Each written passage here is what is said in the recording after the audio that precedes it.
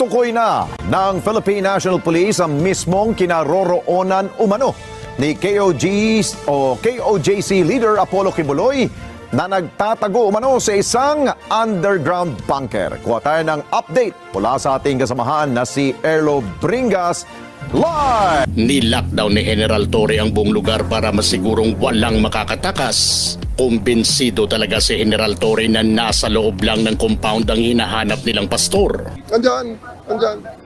I-attempt na lang ilabas yan.